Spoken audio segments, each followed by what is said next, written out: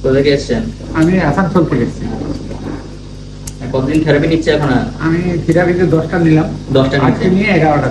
আচ্ছা, কিসের অসুবিধার জন্য এখানে এসেছিলেন বলুন? আমি এখানে মেনলি এসেছিলাম সুগারের জন্য। দীর্ঘদিন ধরে সুগার, তার সাথে কিডনি বর্ডার লাইনে ছিল, একটু জাস্ট হয়েছিল, সেটাই নিয়ে এসেছিলাম।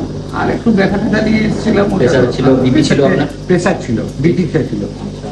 আপনার সুগার কত ছিল প্রথম? প্রথমে সুগার তো ধরুন ফার্স্টিংয়ে কমসে কম তো ধরুন 145-48 হয়ে যেত। আচ্ছা। কিন্তু আমি যেদিন টেস্ট করে নিয়েছিলাম 115-20 মতো আচ্ছা, গেছিলাম। ঠিক আছে। পিপি সবসময় আমার 180-185, ওটা সবসময় পিপিটা থাকতো, ওটা কিছুতেই কমতো না। ঠিক আছে দাদা, HbA1c করিয়েছেন, একটা সুগার টেস্ট করিয়েছেন? HbA1c 8.4 নিয়ে এসেছিলাম। তারপরে মিডিলে একবার HbA1c 4-5টা থেরাপির পর আমি করেছিলাম একবার। আচ্ছা আচ্ছা। সেখানে 1 পয়েন্ট কমেছিল। আচ্ছা, 7.4 হয়ে গেছে। 7.4 হয়েছে। আপনি 2-3 দিন আর পরে আবার কিছুদিন পরে আবার মাসখানেক পরে আবার করিয়েছেন?